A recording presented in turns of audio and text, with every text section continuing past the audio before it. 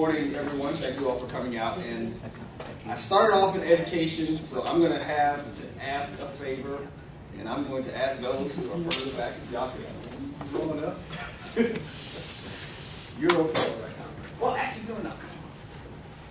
Come on up to the front of the room. We're going to talk about everything and just kind of get some stuff going and like that. Everybody got a brochure.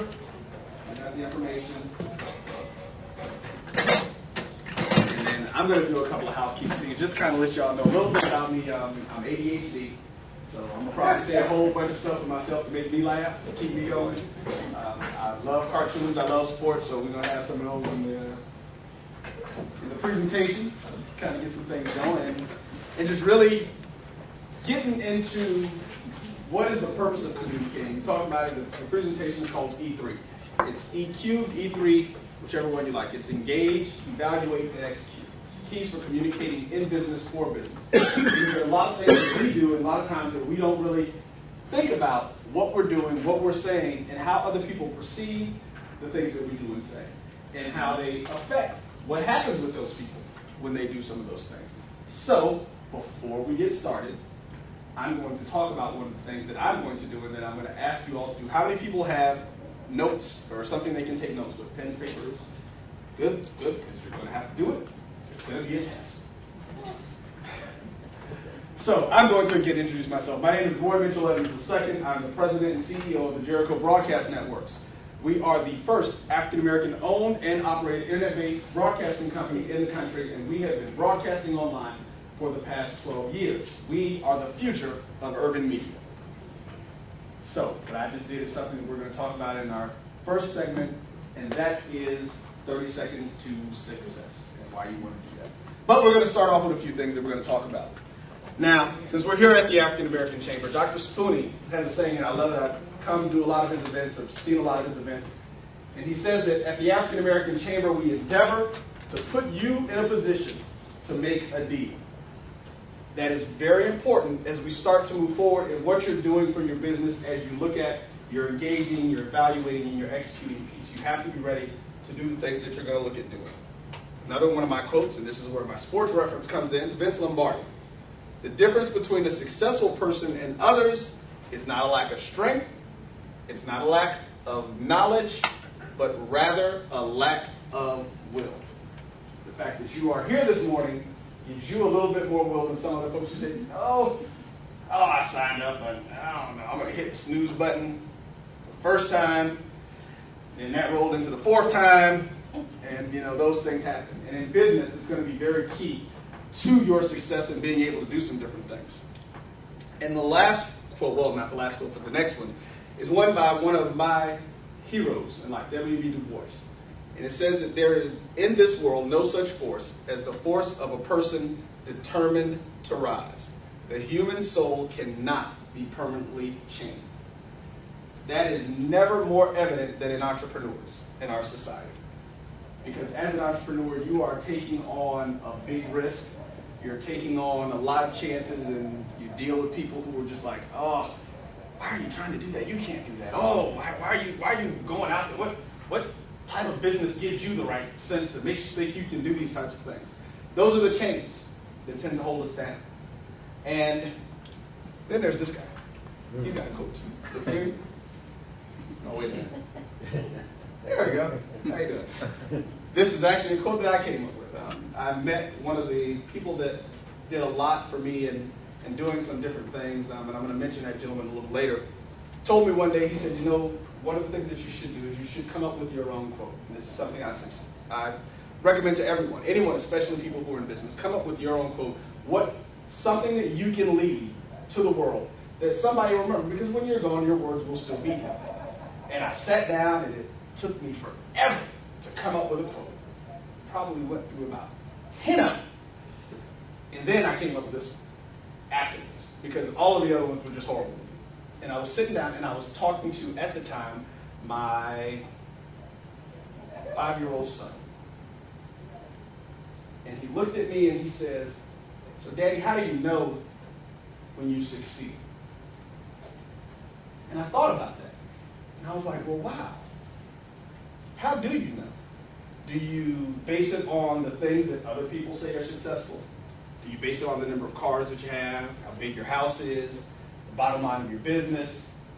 And then that made me realize another question of what we're doing.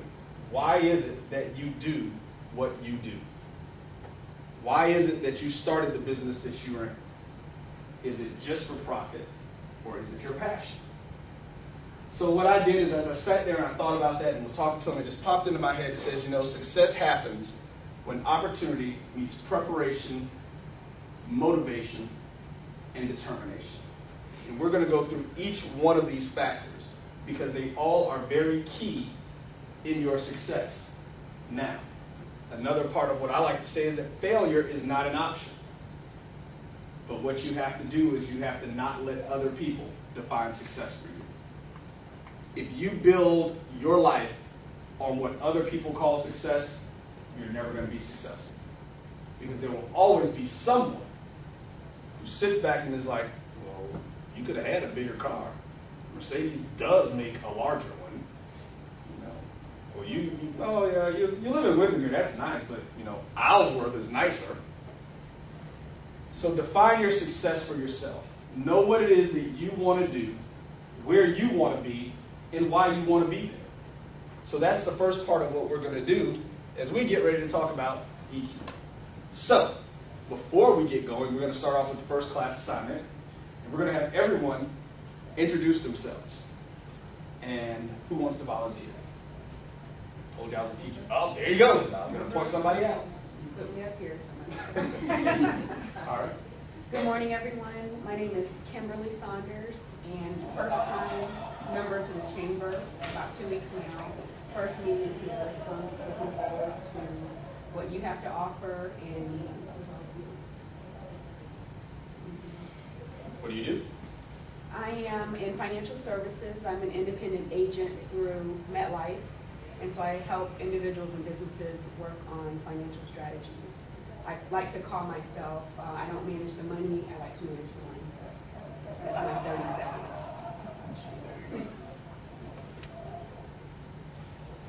Good morning, Marcia Miller, housing counselor with Credibility. We're a nonprofit housing counseling and education agency. Yeah, see, when she started, we're just going to roll around the room that way, so. Good morning, my name is Marion Thompson. My husband has a web development company, and I promote that.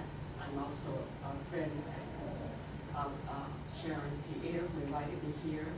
She has a business, and I'm also in support of her business. My name is Marie Danielle Lucian. I'm a support services specialist with Beyond Office Support Services, my own business I'm starting. And Sharon invited me to this seminar. And I provide office services from filing the smallest things to the biggest things, payroll, etc. And I'm Sharon Pierre, also known as Sharon. And I am independent consultant for Aacc Cosmetics, based out of Atlanta, Georgia. It's a company that products are designed to service the African American community. However, my best customer, I like to say, is Caucasian. She's beautiful, and she looks great with that. I began with Aacc Cosmetics because I was looking for a vehicle to express my entrepreneurial side and feel good and have some fun doing it, because I primarily do management. I am a manager person, some other things. However, it's grown into something more. It's grown into an opportunity to enhance community development and economic development within my community. So I use it as a vehicle to inspire young people, to encourage older people like myself to mentor younger people, to reach out into the community and touch those people who might be having some issues with themselves, but use that vehicle, use this mode to help them feel good about themselves, and ultimately them feeling good about themselves will impact the entire community. You said older, you're not 35. Going on to 60. Thank you very much. Yes, my name is Joanne Banton. I am in the hospitality industry and work for the Florida Hotel and Conference Center, Radisson Mall. I joined recently the African American Chamber of Commerce. I was a member quite a few years ago, but glad to be back looking forward to meeting many of you and many more. Which mall? The Florida Mall. The Florida mall, okay. My name's Harriet Ford, HW Ford Construction, company that I started around almost 25 years ago. Started out in fashion merchandising, and it was kind of a roundabout way, but there are some ties there. Decided I was in a position to make a change and needed something different, and so I just kind of struck out on my own, and I've had my ups and downs in the business, had real good years and kind of got spoiled with the good years. And doing everything by referral, and of course in this economy things have changed, and I'm in a position to start reinventing and expanding my business in some different directions, or promoting some other areas of it. So it's a good opportunity to get some ways to do that. Great, and yeah, that's a big change. You went from the fashion industry to construction. You know, couture and stylistics to overalls. Yes, sir. Okay. My name is Luis Gutierrez. I'm president of Florida Business Profits, and what we do is work with small and medium-sized businesses that need additional working capital. If you're a business, you need money periodically to keep yourself going forward, just like an automobile needs gasoline. These days, because of the economy, it's difficult to get additional money. The banks are not really inclined to lend you money unless you don't need it. That's pretty much the philosophy, unfortunately. So there's a place for people like me that match you with lenders that are willing to take a little bit of risk if you're willing to do your part to be successful. So what I do is match between $5,000 to $250,000, depending on individual circumstances. My name is Fabian Cook. I'm an electrical contractor with Grasson Enterprises. We service the commercial and residential industry, and just looking at different ways to expand my business. Jonathan Sebastian Blount, the Ethnic Media Network, and essentially what we do is we provide business development access and communications tools to the ethnic media community, and that is radio, that's internet television, that reaches magazines, newspapers, and your standard radio broadcasts. In fact, I initiated the African American Chamber of Commerce and Power Hour, which can be heard on WOKB, and the Voice of Progress, which is the Urban League Hour, League of Tens, which is on WOKB, etc. All right, great. We've got a good, diverse group of folks here. So let's start off with how do we engage? When you look at the process, what is it that you have to do to present you, engage in the audience, say what you mean and mean what you say in your nonverbal cues? So, since I like cartoons, we're going to start off now. I'm going to ask a question, see who can answer. What is communicating to you? Anybody? Okay. Because see, I got a little point. I'm going to point you out. Bam! You know, nobody calls or volunteers on vacation. And do me a favor, say your name again. Marie. Did I call you name? Marie? Okay, there you go. Getting your point across or understanding what point someone else is trying to get across. That's communicating. Anybody else? Everybody agree with that? Yes. That is a great answer, because most times people look at communicating as just, oh, two people sitting here talking, or two or more people sitting here talking. If there is no understanding, there really is no communication. That is the first thing that you have to remember when trying to get your point across, which rolls into presenting you. That is your 30 seconds to success. You have two goals with that. One, you either want to get that person to say, I got it. You want them to mean it, because they'll say that sometimes to get rid of you. Or you want them to say, wow, that's interesting. Tell me more about what you do. Which is my first thing. Norman has an issue. Norman has the presentation skills, and he's walking through and telling folks what they're doing, and everybody in the room's asleep. That happens to small business owners a lot of times. Because we are so passionate about what we do, we tend to think that everyone knows exactly what we mean every time we say it. And it got to the point for me, because most of the stuff I kind of practiced on myself and learned, and it was after a while when you're sitting here and you're just like, okay, why is nobody understanding what I'm saying? And I realized I was not presenting it in the right way.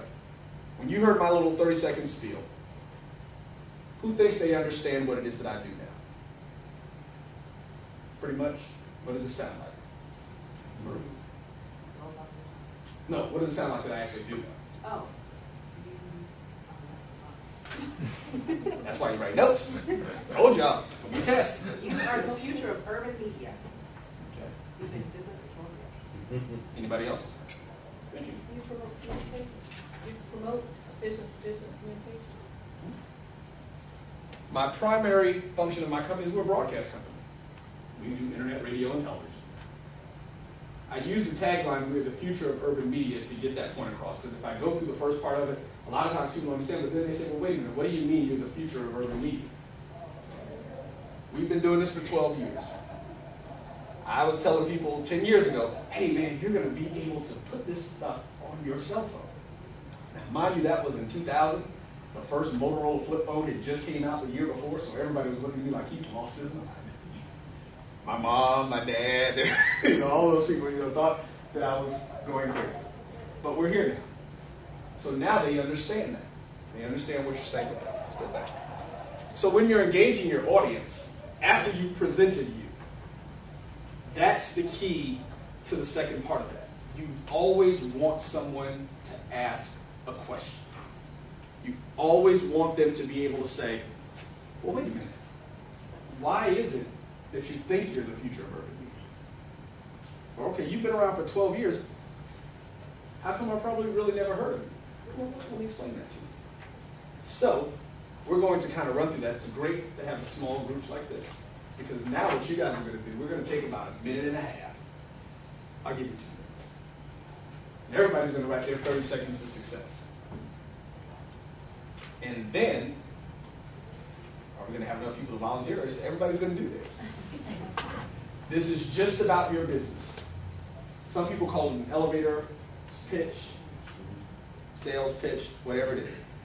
What you need to do is to be able to articulate in a very short period of time what you do and get people interested in what you're doing, why they want to engage further with you.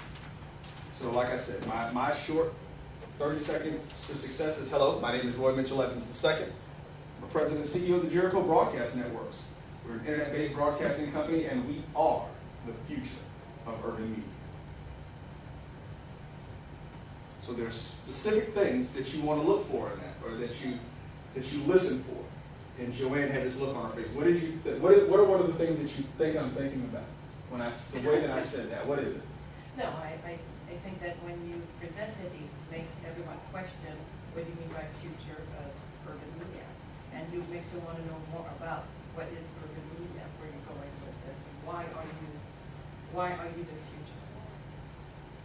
That's the question. I didn't allow anyone else to question. I gave a statement. I told you that we are the future. I didn't say, well, we might be. I didn't say, well, we're working to get there. Some people call it arrogance, but what it does is it makes people question. Why do you feel that? So that's what you have to have about your business. The engaging part of this that we're working on now is your preparation. When you move forward with your success, you've got to be prepared. Now, the thing that happens with that, I'm talking while you're writing, is you've got to know what it is that you're going into. There isn't, okay, let me not say there isn't anything, but there's probably 2% of information that I don't know about web broadcasting. I'm sure that after 25 years, there isn't much. Like our Harriet? Please. Harriet doesn't know about construction. Sharon? Or Sharon? And I'm sure that after her time in doing what she does, there isn't anything that she doesn't know about this makeup product that she's part of. You've got to know. One of the things that hurts so many small business owners is they do not prepare themselves for the things that they want to do. The first part of preparation is knowing your industry. In knowing your industry, you have to know your competition. You have to know your strengths. More importantly, you have to know your weaknesses and those of your competition. But you've got to research. Before I started this business, I literally researched for 9 months on what was going on. At the time, I was a radio DJ at Star 94.5. I was an on-air personality. I had been a morning drive time jockey in the Tallahassee market. So I knew radio, I knew television. But the whole internet thing was just really new. So I sat down and I said, well, you know what, let me look at this. And I started looking at what Cox was doing. I started looking at what Clear Channel was doing. And I noticed that all of the major office buildings had high-speed internet. When I started my business, it was 2 years before high-speed internet hit the general public. We started with a black college sports show that was a 2-hour show that I used to record at Star 94.5. We uploaded it to the internet. It was broken up into 15-minute segments. There were 8 15-minute segments for each show each week. We had 1,000 people a week downloading those 8 segments of the show. Here's the funny part. It took 45 minutes to download each 15-minute segment of that show. We did that for 2 years. But what I realized is that most major corporations, be it Fortune 1000 or Fortune 500, had high-speed internet in their offices in 2000. Well, actually in 98. So what was happening is that a lot of employees were downloading it when they left and got off work that night, and then they listened to it the next morning. We were literally podcasting before it had a name. But I researched and I knew that my client base could get to my product at their jobs. So we said, hey, let's give it a shot and see where it goes. So who's going to be the first one to give us their 30 seconds to success? Thanks, Joanne. And you do realize that you're going to have to come up here and do that, right? Oh, no. You realize you're going to need to come up here, right? I think Oh, yeah, you got to come on up. I was hoping to give it an extra 5 minutes. Okay. Write it down, but- Is anybody ready? Is anybody ready? Let's see. Before I make her come up. No? I'll give you a couple. If you want to give a couple more minutes, I'll give you guys a couple more minutes. I'll try. See, that's the can-do spirit that we're looking for. I'm nothing to lose. That's right. I'll just be embarrassed at the end of the day. No, you won't. Hi, I'm Joanne Banton. I'm the sales manager at the Florida Hotel and Conference Center. We're in the independent hotel, but we're also number 2 out of 341 hotels in Orlando. So we are the top hotels, beating the Marriott, the Sheraton, and the Hilton. Now, let's ask. Does anyone have any questions for her? Did you, after hearing what she said, do you think she had any questions? Try. Now, don't look at me. Because I'm going to stand up here next to you. Okay. Now, you're a smiley person, aren't you? I am. You are. So you're really good around people. I try to be. Now, we talked about the bottom thing. We're going to move around some of this. I told you I got ADHD, so you know. The nonverbal cues. Can anyone tell me a nonverbal cue that they noticed with Joanne here? Nonverbal. That was a positive, right? Anybody got any negative ones? There you go. Thank you, Joanne. You can go ahead and listen now. That's one of the things that we want to look at. Nonverbal cues are so important in when you're presenting yourself to other people. There are certain things that our mind notices and processes without us even thinking about it subconsciously. Whenever you see this, you normally automatically process that that person does not want to be near anyone else. You process that that person wants to be away. So you've got to be careful of how you articulate. Huh? Didn't make it work. We're going out there. Yes, you do. So, but these are the things that we look at. One of the other things that you want to do is you want to scan.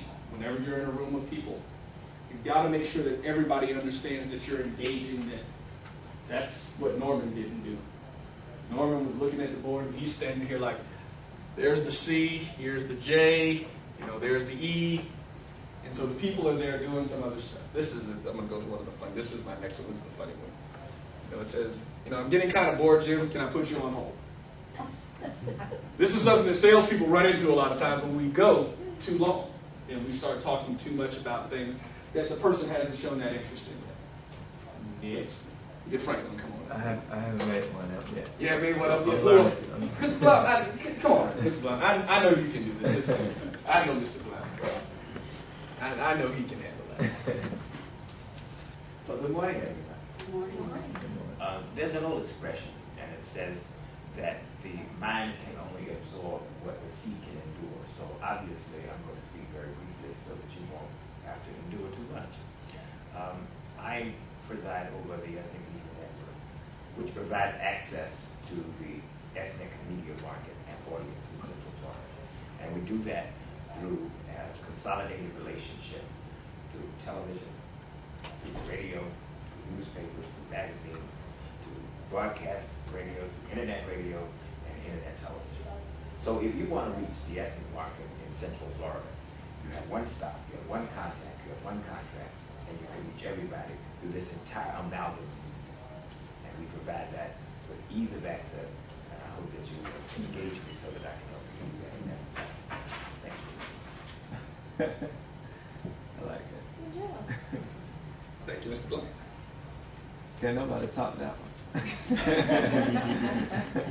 So, when Mr. Blount came up, of course he had the advantage of not being first, so he saw something, Joanne said, "We didn't do this." But he had his glasses. Did anybody notice anything? Did the glasses do anything? Did anybody look down at them? I did. One of the other things that happens, and like I said, we're not doing anything negative, but you also have to be cognizant of things that you put in your hands. Now, the key thing, the funny thing about glasses is that a lot of times people see it, they think, oh, he's a smart guy, he's about to say something real important. That's why I used to just carry a pair of glasses around with me. I got 20/10 vision, didn't need it. So, but people thought it made me seem a lot smarter than what I actually was, and they would say that. And so they were like, man, that was some really good stuff. I just figured you were going to be really smart. When I saw you pull your glasses off, I pulled them off and started turning my eyes because I didn't need them. So, but those are things that you do. So, with more of your nonverbal cues, the things that you use can be a hindrance or they can be a help to you. Show you a hindrance. Through my keys. And see, again, because I'm ADHD, whenever I speak, I got to take these things out of my pocket. Because if you've noticed, I like to walk with my head in my pocket. And normally I'm sitting here and it's just like, I'm rolling and fiddling keys and I'm sitting here and it's just like, people are like, what is that noise? And I was in one presentation. It took me about 20 minutes to figure out, oh, those are me playing with my keys. Did everybody hear it? But my nonverbal cues had an adverse effect on my presentation. What it did is it took everyone's attention off what I was saying onto trying to figure out what in God's name is that noise. So again, your nonverbal cues are going to be very, very important that you make sure that you do things. And we all have little habits. We all do little things that we have to make sure don't hinder us when we're trying to present ourselves to other people. And who is next? All right. Come on. I'll try to do mine. Good morning, everyone. My name is Marcia Miller. I'm a community outreach counselor with a national nonprofit agency called Credibility. We provide foreclosure prevention services, budget and credit counseling services, as well as financial literacy classes to families across Central Florida and across our nation, and we do that for free. Thank you. All right. Good. So we're getting good there. There you go. She did that. Now, what did you notice? Yes. But what else did you notice about the paper? She didn't even look at it. But you took it out there because you thought you were going to need it. Yes. She got to exactly where I was going to go. That's another thing that we do with nonverbal cues. With our hands, with our things. We all have certain things that help keep us in a comfort zone. And that's good. What you got to remember, though, is that you're not going to have that little sheet of paper with you when you're in the elevator with someone. Or you're at a restaurant in line and you happen to hear someone talk about their home being foreclosed and you all of a sudden say, hey. So get used to it. And I know we just did this, but it was a great process. You guys helped me out. We did my job real easy like that. But you want to memorize that. You want to get it to the point where it rolls off your tongue. I say it in my sleep. I practice on my kids. They know it now. So, you know, what does your dad do? Oh, my dad is the president of the Jericho Broadcast Network. He's the future of media. Because they just got tired of hearing it. But you want to practice that. You want to practice it in the mirror. You want to look at it and you want to say, how do I get this? Because you want to be in your comfort zone every time you say it. Because comfort equals, who knows what I'm going to say? Confidence. Bam. Comfort equals confidence. When you're in your comfort zone, there isn't anything that anybody can tell you about what you know. What key things would you put in your 30 seconds? Great question. Listen, I'm going to get to your question. And that's another thing. Thank you for doing that. If you've got any questions, remember, I've got ADHD. Just raise your hand and say, hey, excuse me, I need to ask something. And I'll jump back in, and I won't get too far off track. I don't think. Who's going to go next? And then we're going to come up.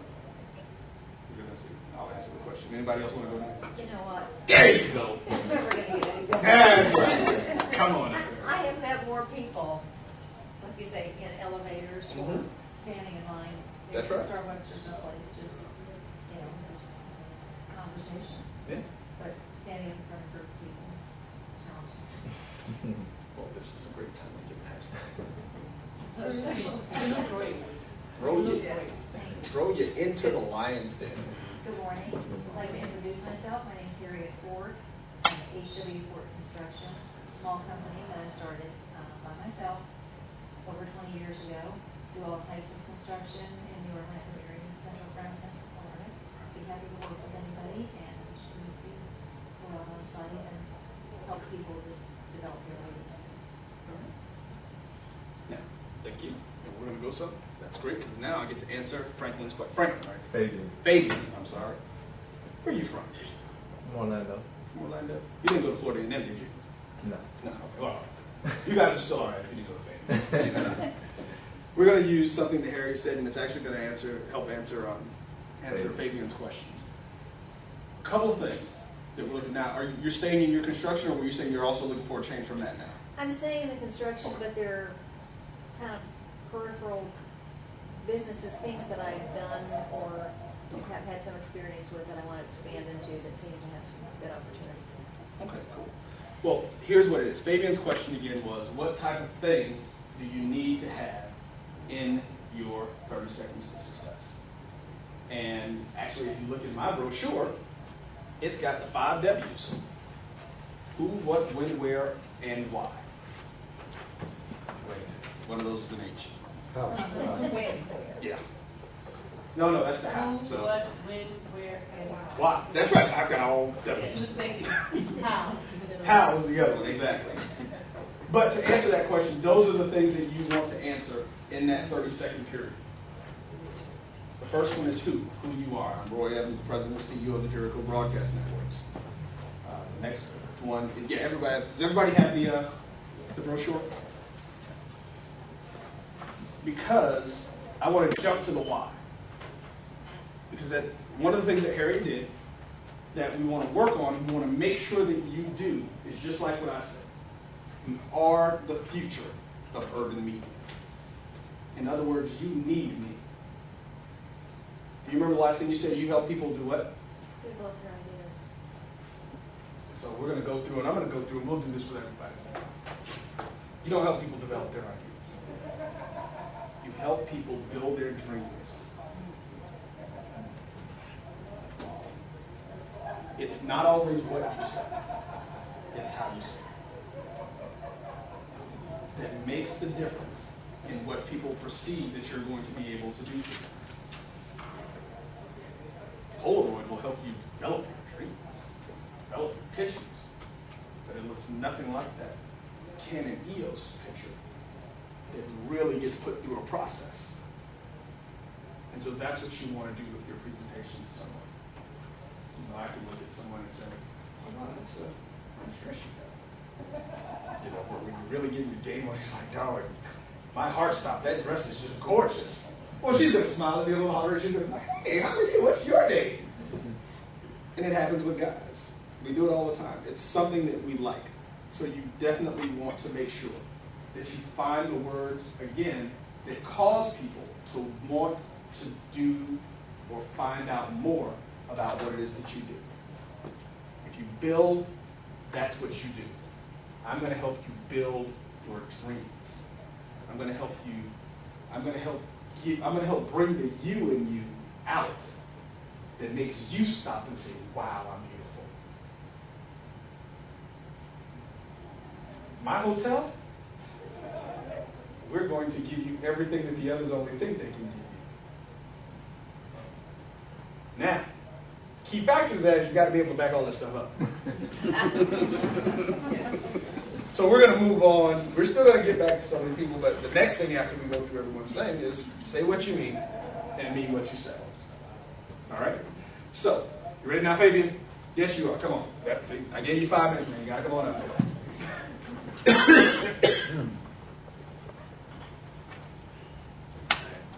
My name is Fabian Cook. I'm an electrical contractor. We service the residential and commercial industries. Been in business about 4 years. I live in Boston. Now, of course, some things you can do, some industries have a little bit more of a flash to them than some do. But what we can do with what you're doing.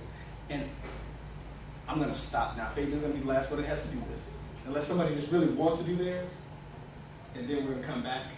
Because we're going to move on, but don't worry, because they got like other parts of this that you all get to participate in too, so we'll be coming up eventually.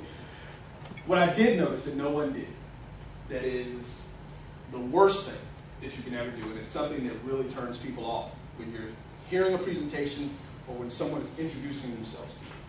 And I'm just going to kind of throw it out there and portray it.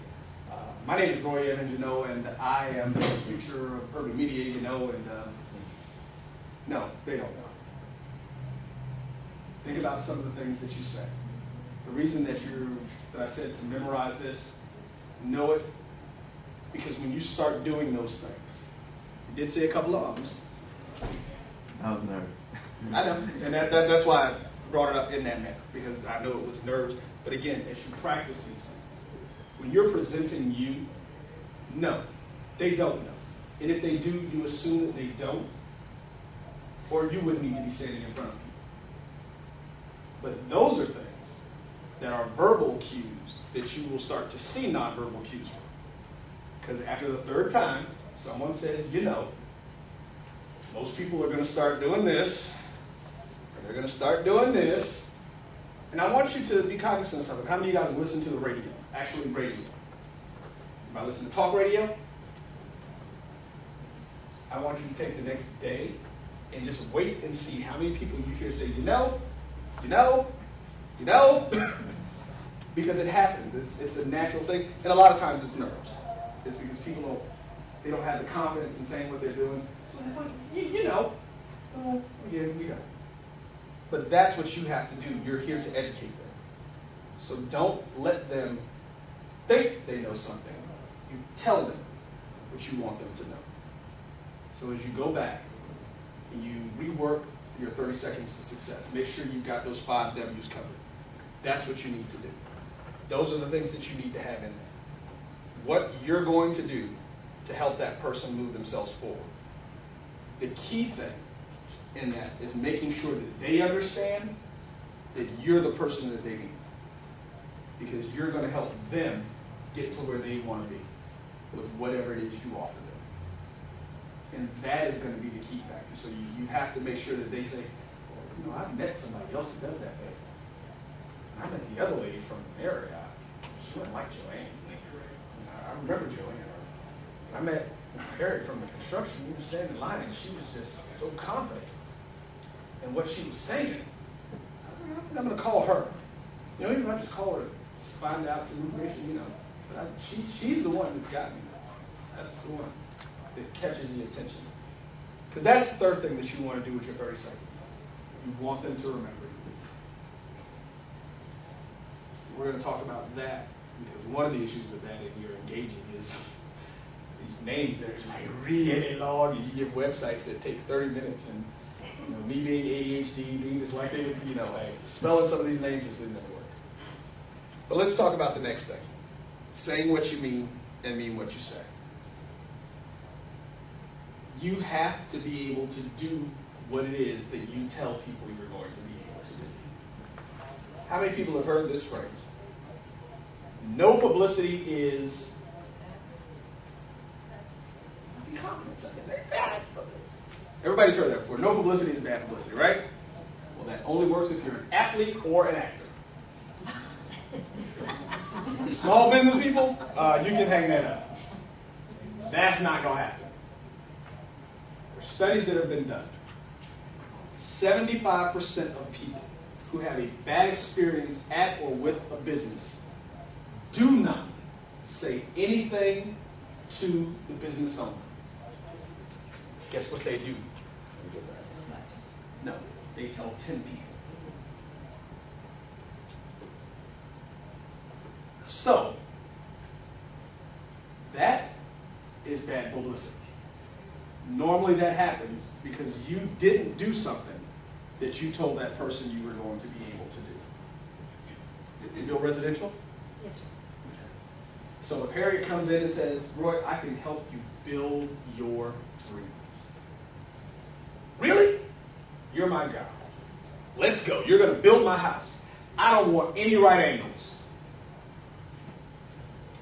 Come home, and I've got right angles. And I look at Harriet, and Harriet goes, well, Roy, you know, I looked at it, and you would have been living in a donut. Yeah, I'm a big donut fan. That's what I wanted. So I've already paid the $100,000 for the home. I've already done all the stuff. So at this point, I just want Harriet gone. So I'm like, okay, Harriet, thank you, whatever. Goodbye. My friends come over, oh, this is a great house. No, it's not. She put one right angle in. The front door. She couldn't round my door off. But the one thing I'm going to remember out of this great house that she built otherwise is this one right angle. And I'm going to point it out to everybody that comes to my house.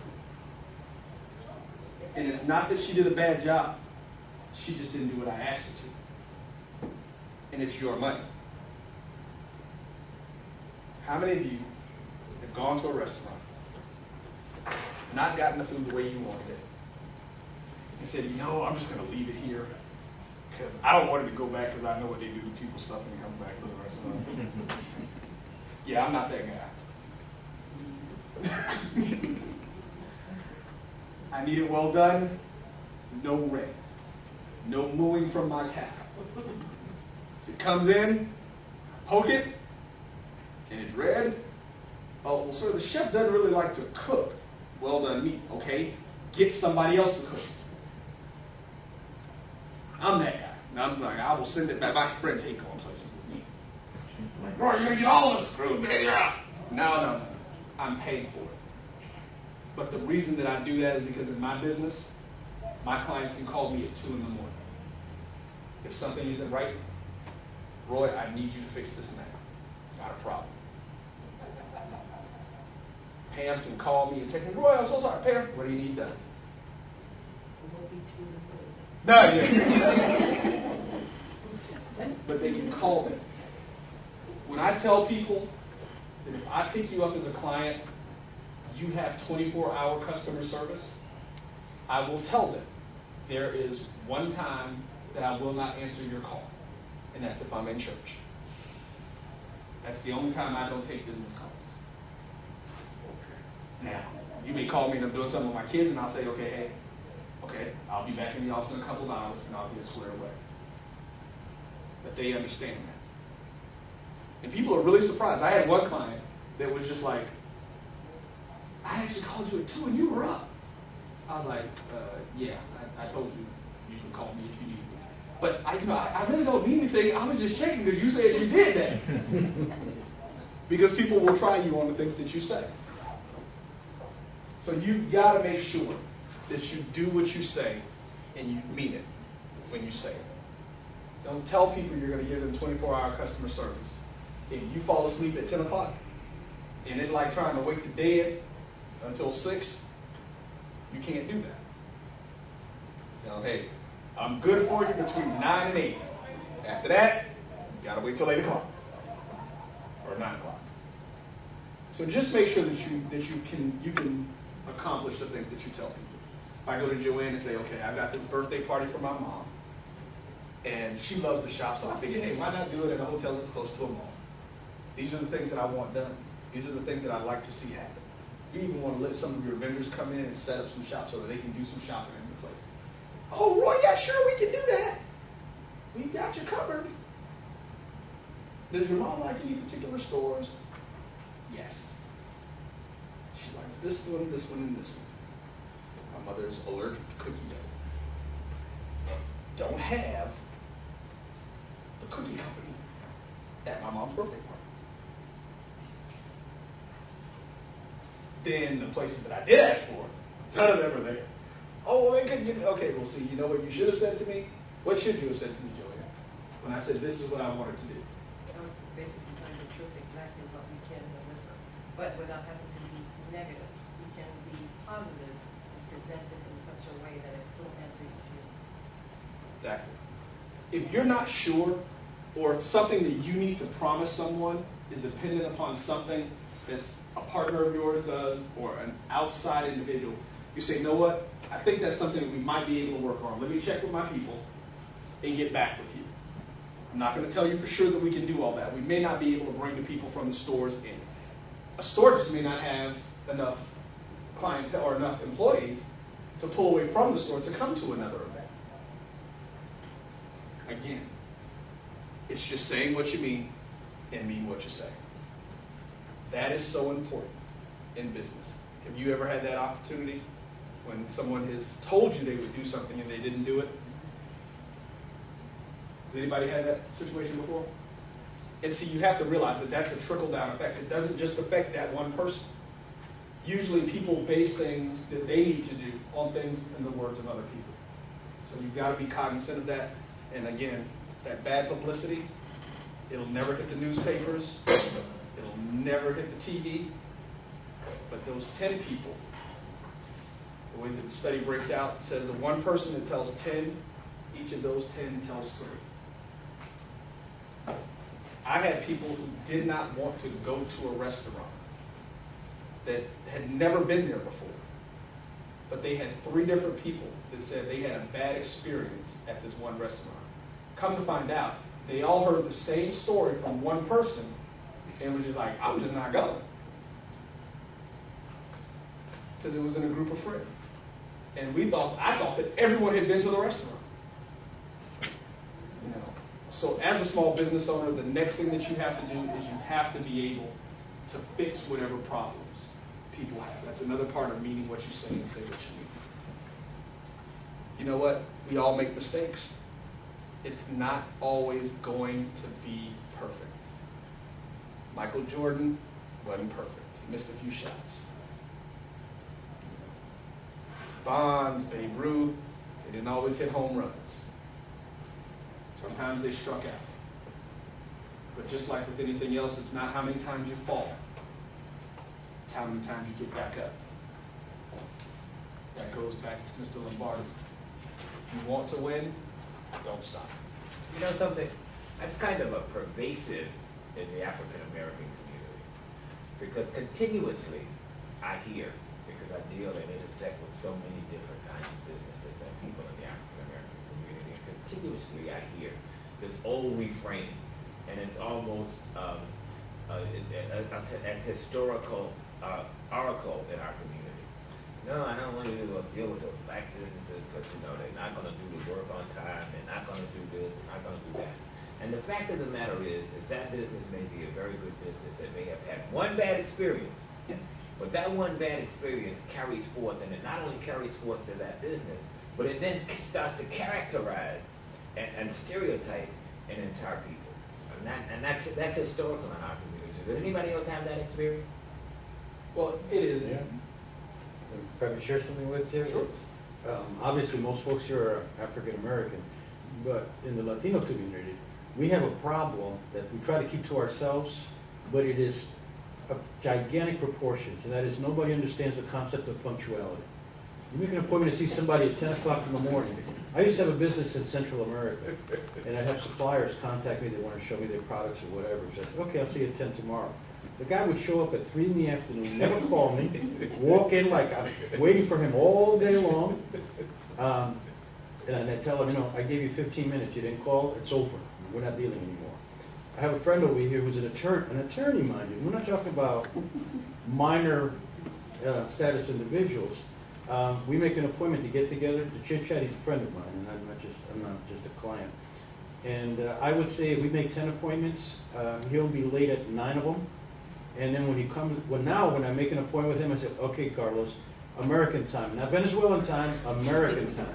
Because they just drift in and out. And it's a cultural thing, and they all admit it. That's just the way we are. And I'm going to tell you something. And Mr. Blind is right. And can I give him your name, please? Louis. And Louis is right. It's not just African Americans. It's not just with Hispanics. I'm sure Harry probably ran into that. It's going back to, are you preparing yourselves for the success that you want? Did you want to say something? Vince Lombardi actually had another quote. Well, it wasn't really a quote, but it was a practice of his. When they had football practice, if practice started at 3 o'clock and you weren't there at 2:45, you were late. I'm not going to show up somewhere to a client if I'm not early. If I'm not going to be there sitting in their office at 3 o'clock, I'm calling saying, hey, I'm a couple of minutes late. I will be in your office at 3:02. We have to move away from that. And culturally, it's the same thing. It's wherever you go. It's just people. A lot of people are just leisure in their lives. They just say, oh, it'll happen when it happens. And that's something that you have to deal with. We do have that problem. When I first started really getting into the focus of my business, I dealt with a lot of corporations because I did a lot of college broadcasting. So we dealt with major Fortune 500 companies. And so I had to be on time. I had to have things in order. So when I moved into working with smaller businesses, and just like when people say they call me at 2 o'clock in the morning, I'd show up, I'd be sitting in their office before they got there for the meeting. They'd be like, wow, you're on time. Yeah. I'm about to, do a service for you. I'm about to ask you for some money. Not going to show up late to give you any reason to be upset with me. So those are the things that you have to do. Those are little things that we can get into. The series that we're doing is actually part of a 7-part series. We go through a whole bunch of different things. So we're only doing 3 of them today, which is one of the things that we can get into. So again, the say what you mean what you say. Presenting you. I'm going to drop something else in here. Right, before I make my comment, I was going to go ahead and go back to Marion, Marcia, Marie. And all these M's over here together. I'm throwing it. Got to make sure I keep it right. Go ahead. I was just hearing what everyone was saying, particularly the statement that the two of you made from the other side. When we're dealing with people, there are certain things culturally that people become comfortable and accept it. They're comfortable with it and they accept it as a way of doing business, which hurts all of us. Those of us who are entrepreneurs have to understand, in order to be honorable in what we're doing, but we also have the right to expect the same kind of honor from our customers. And the way that we promote that honor is being honorable and telling them exactly what you expect, what your schedule is, and how you plan to carry it out. You need to partner with them in honorability. I've been waiting to use the little pointer part of it. You go back and say what you mean. And you're absolutely right. Expectations are the key to everything. When I get a new client, I do just that. What is it that you want from me? What are you expecting? And then in turn, I say, now, this is what I'm expecting from you. I did some web design. One of the things that I got to the point where I stopped doing web design, because I would tell people, I don't like to spend a lot of time doing things. Your web design will be finished within 30 days. Really? Wow, Roy, that's great. Okay, what do you need from me? I need you to give me your verbiage, what you want on your site. I need all of your pictures. And I need any links that you want on your site within the next 2 weeks. A month later, Roy, why isn't my website finished? Okay, I haven't gotten the 3 things that you were supposed to get me in the beginning. But if you do the expectation at the beginning, you can avoid that. Put it all in writing. We talk about the cultural things. There are some other cultural things that we have to deal with. And remember this, folks. There is a difference between an entrepreneur and a business owner. Okay? It's like the difference between Pop Warner football and the NFL. If you're going to call yourself an entrepreneur, you have to be a professional. There are plenty of business owners who are just doing something. That's the culture that we have to create with ourselves and with our clients. And when you do that, all of those other cultural issues, they'll stop. Because I guarantee you, if you tell your friend, dude, I'm not paying for lunch anymore, you show up an hour late, you're on your own. Well, if they want you to pay for lunch, you're going to be on time. But he knows that he has to be on time. So we move from there. So let's go to the next one, and let's get there. Oh, this is another one. This was the listed out. This is the other one that I was talking about. If you're presenting yourself and you're talking to people, guys, of course, it's a psychiatrist, but the concept is the same. When you get to the blah, blah, blah point with people, they're making grocery lists, they're doing everything else other than listening to you. And then when you breathe, they're like, you know what, that was nice, I gotta go. Or you get the phantom, all of a sudden the phone's buzzing around. Oh, my phone's around. What are you wrong with that? I don't like it. There's something you used to like. Really? Gosh. So we're going to move on to the next part of it, and that is the evaluating what we're doing. The first part of this, and I put all of that under marketing, because the first thing we're going to talk about is right here. What is your client, or who is your client? Who is my customer? Is there a difference? Do people believe there are differences? You do? Marie? Customers, one time, when they need you, have a client building relationship. Anybody else? I would have thought it was the opposite. Okay. Just say You would say a customer. it's someone that's ongoing. Okay. Anybody else? Dr. You like you want to say something? No? Sure. I haven't really made that kind of distinction. A client and a customer to me are people that I serve, and to me, they have the same equal value to me. Okay. And sometimes you tend to think that a customer would be a shopper in Walmart or a mall, but a client would be a lawyer has clients, or a doctor has a patient. You tend to qualify them, customer. Or Based on the profession? On profession, yes. I think it would be too, because for me, I wouldn't use client or customer. For me, I would make a point to say I guess, because to me, it has a whole different perspective when you're approaching and speaking with someone for my group. So I think it would be depending on the profession. Okay. Yes, sir. I may be wrong, but my initial thought is that a client is somebody who purchases a service from me, and a customer is somebody who purchases a product. You're close to where we're going with it. It's much easier for me to demonstrate in my industry because it makes more sense and it's something that you all are a part of. A customer, for me in the broadcast industry, is someone that tunes into my program. You're all customers. You tune in online. You watch television shows on TV. You watch radio. You're customers of those people. A client is someone who wants to get to my customers for me. Clients are going to be more long-term. A lot of the things that you guys said, they all fall in there. They all are part of it. And this is just my definition of it. So, because Webster's has pretty much similar definitions for the two of them. They're considered synonyms. I don't consider that. I'm going to have this half of the room as my customers. They're going to tune into my football games. I'm going to have this half of the room as my customers. They're going to tune into my football games. These are all the guys. But what's going to happen is that the makeup company that she has is going to be like, ooh, Harriet's over in that group. Harriet's got a brother who loves football. They love to hang out. her brother's going to be watching football, so that means Harriet's going to be watching football. Or Harriet's going to be like, ooh, Kim was a cheerleader in college. She might be watching the football game. Or Fabian has a sister.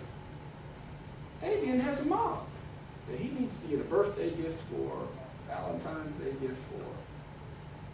So now, this potential client wants to reach my customer.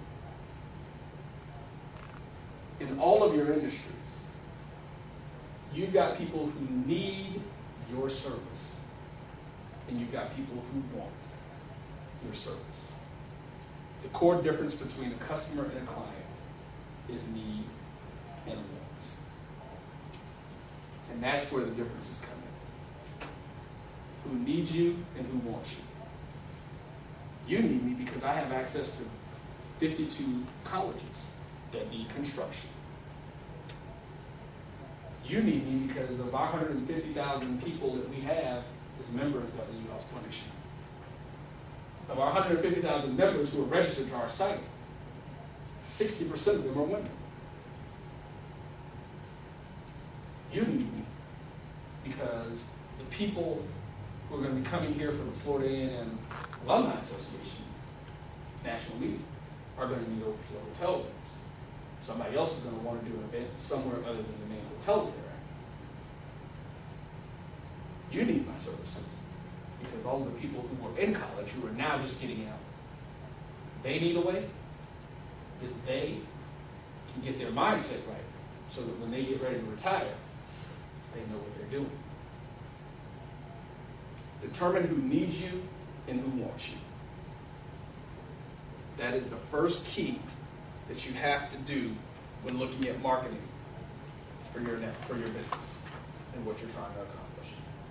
If you don't know who needs you or who wants you, you're going to be in trouble.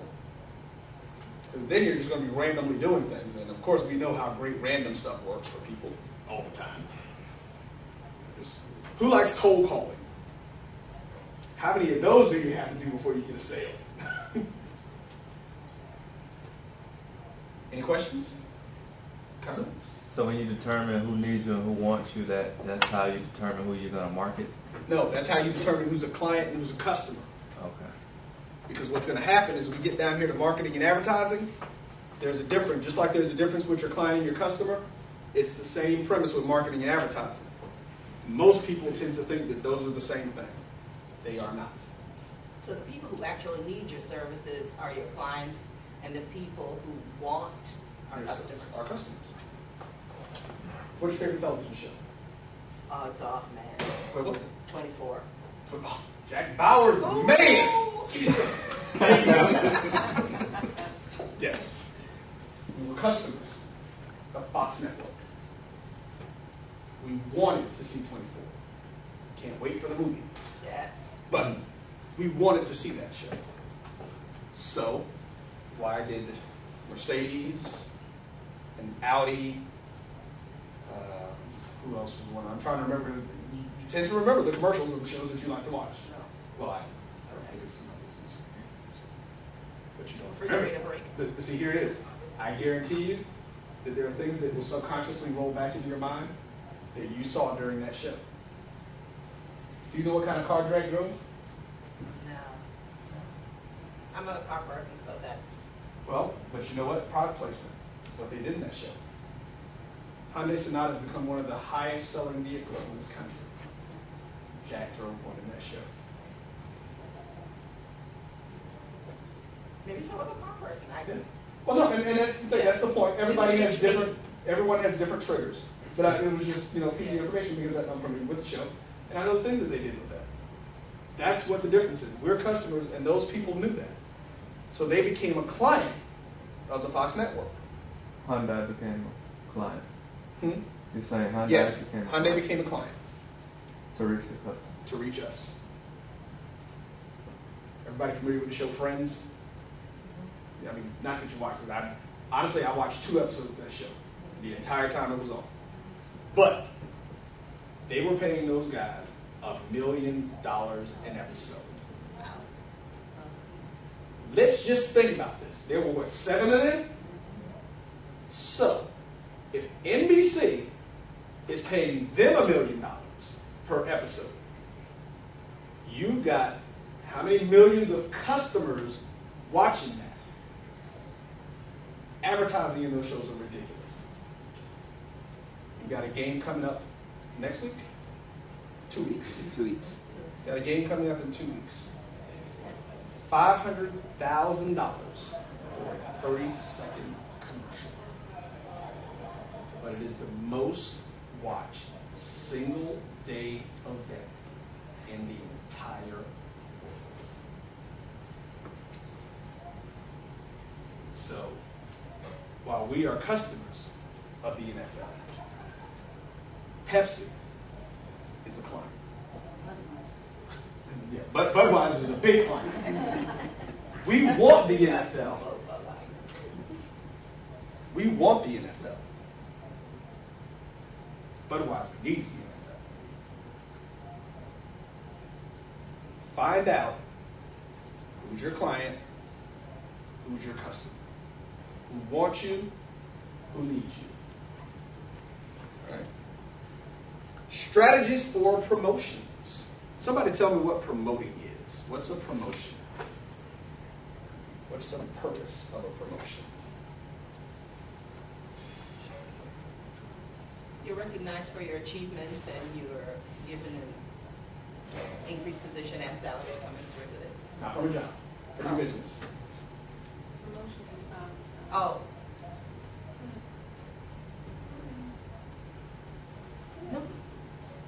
I was going to say, it's putting your name out there. It's getting developing name recognition. Go ahead. Helping your targets become familiar with who you are and what you do. It's publicity. Promotions is publicity. And one of the things that you run into is that's one of the things that a lot of small businesses don't do. They don't promote. And kind of tie that into the next one, and it will Well, roll I into have a caveat for that. Okay. P.T. Barnum, one of the greatest showmen in the world, who's still, his name is still attached to the Ringling Brothers Barnum and Bailey, said this. Said if you have an event and you don't promote it, something terrible happens. Nothing. Exactly. So it's brand awareness, it's product awareness, it's product placement, it's attention to the product, attention to the brand, and you do that through a multiplex of strategies, whether it be sampling, whether it be having people run around with your banners on, whether you have product placement in an event, whether you have it on a show, but it's really brand awareness, brand identity in all of its forms. Exactly. Again, publicity. Now, one of the things that I used to do with my business, I do consulting for small businesses, and we write business plans and complete market surveys. And when I first got started while I was in college, the chairman of the board of my company, this guy was a deacon in my church, had been a city planner for several major cities around the country, had a really good friend who was a vice president of Barnett Bank. Barnett Bank is cool. So he said, Roy, you know what? Since you want to do this, I want you to go sit down. If you're gonna write business plans for people, you need to be critiqued. You need to know that you're doing what you're doing is the right thing. So I'm gonna have you sit down with this friend of mine, who's the VP of a bank who approves or disapproves loans or denies loans.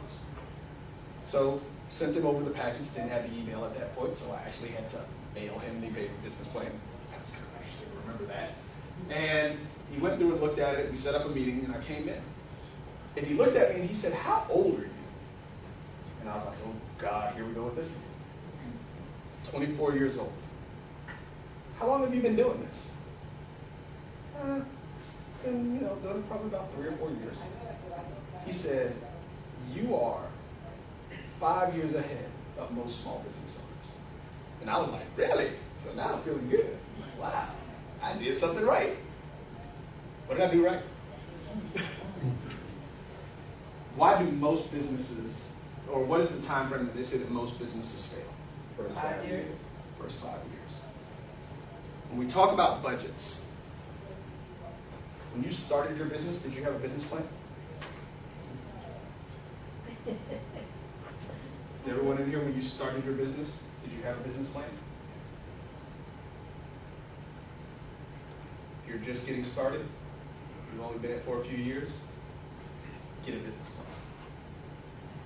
There's one of the little signs out front, one of the pictures in the hallway, and it says that if a person doesn't have a goal, no lighthouse will ever be able to guide them. If you don't know where you're going, how are you going to get there? Your business plan is your roadmap.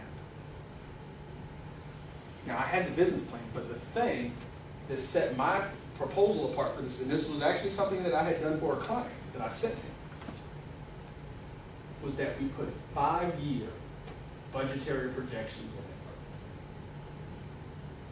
And we had 20% allocated for marketing and advertising.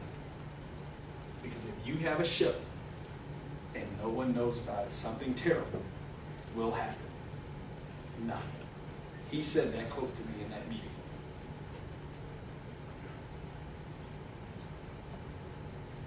How are you going to grow your business if you don't have an opportunity to promote it?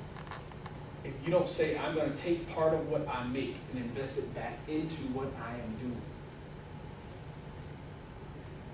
That's the thing that hurts most small businesses.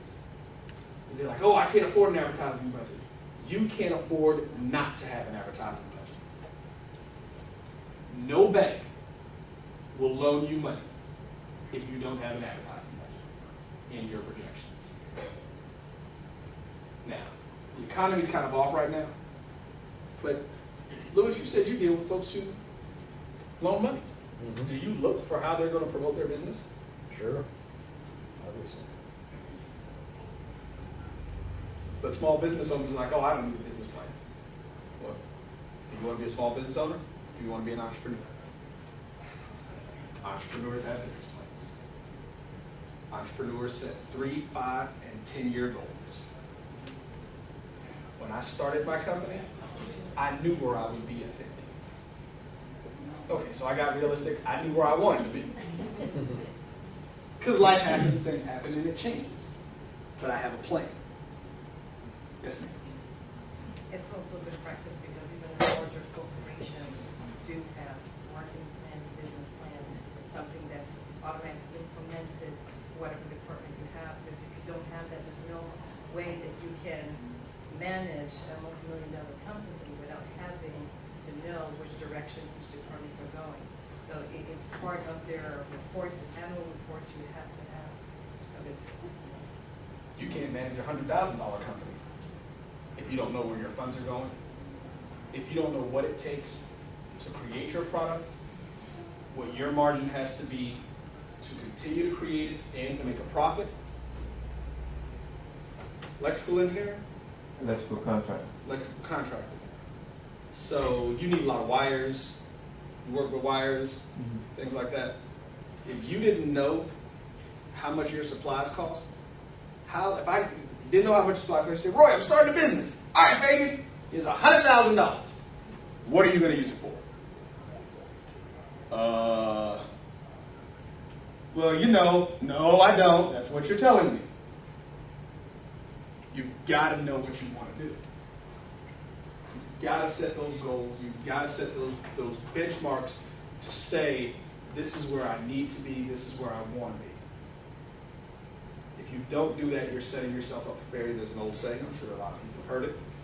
Those who fail to plan, fail. So you are doing something. Well, I just want to make a comment here that business plans traditionally have sounded so intimidating to people, but they don't have to be. The one thing about them that they do, and that is to help you clarify what it is that you really want and possibly even determine whether or not you really want it. That's a part of that. That's actually a part of the determination thing. We'll get to that. But you're absolutely right. Yes, ma'am. I'll just throw a plug in here. SCORE has an amazing setup where once you have your plan in place, they'll actually review it with you.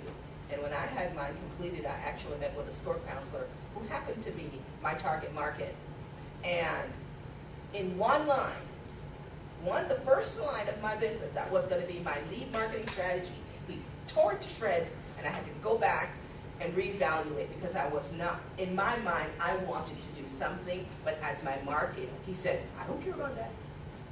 And that really reevaluated my whole plan, which is kind of nice. Well, and that's another point. It goes back to the customer-client effect. That's why there's a distinction. Everyone, we always say, oh, I want everybody to take my product. Well, everybody doesn't need your product. Everybody may want it. We have a broadcast company. One of the beauties, and it's kind of interesting, I had a similar thing. We used to publish a magazine. Published a magazine called Today's Renaissance Man. We were the first magazine that Barnes & Noble ever decided to print or carry in their stores without seeing a published issue. I sent them a 4-page preview. And they said, we're in, we'll take it. Of the subscribers that I had for my magazine, it was called Today's Renaissance Man. We were the magazine for today's progressive African American man. That was our tag. So that was one of the reasons they wanted, because there were no magazines that were targeting African American men when we started this magazine in '96. So Barnes & Noble was like, we want something like this, we're taking it. Funny thing is, my core demographic, of course, my target market was African American men between the ages of 18 and 54. I had more Caucasian male subscribers than I did African American men.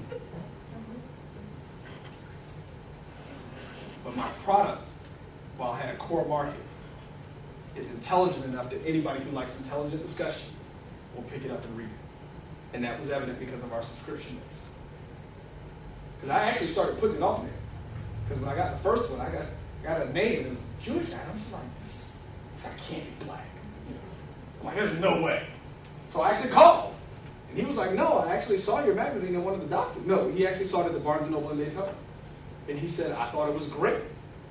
And he said, I actually gave it to 3 of my friends. And then he went down the names. I'm like, oh yeah, they all subscribed. Thanks. We're going to send you a freaky chick. So that's another thing that marketing does. That's the other thing your business plan does. It will pull you to whether or not you really want to do it. Go ahead. Oh, just the comment you made there about the keychain. I will typically send a gift card to anybody who offers a client to me. I mean, people are just so blown away. It doesn't have to be $1 million. It can be $50 or $100 in construction. I need to send you something. But like I said, for so many years I survived on referrals. I never did any marketing, and as the economy started to slide, I need to do something to remind people that I appreciate what they've done. That's right. It goes a long way. That's when we get into marketing versus advertising. What's the difference? And Kimberly, you haven't said anything in a while, so now I'm going to ask you. I would say that marketing would be more personal than advertising. I think advertising is in general describing what you do and how you do it versus marketing. I think it's more on a personal level. You tend to connect more. Advertising is for the customer, marketing is for the client. Anyone else? I think marketing is more relationship versus advertising, maybe print or internet. You all are correct. That's the way to go. That's the only difference. It goes back to the same thing with your customer and your client. When you are advertising, and traditionally advertising is something you pay for, you're going to pay for advertising. Marketing isn't always going to cost you money.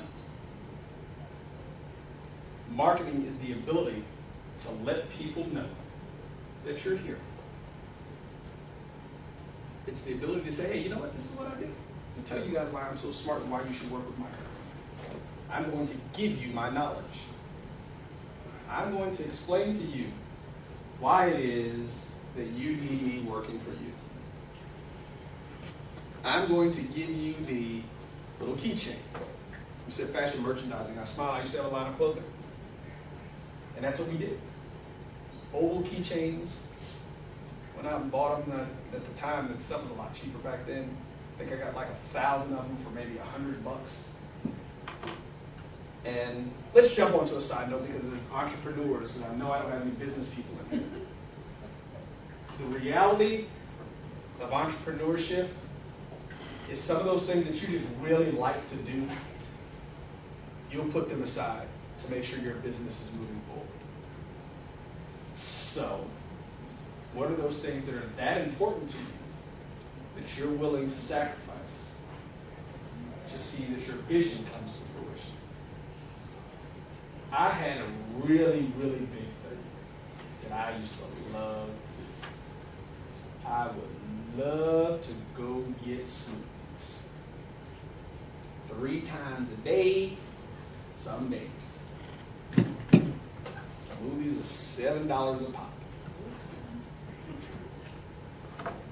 I got business.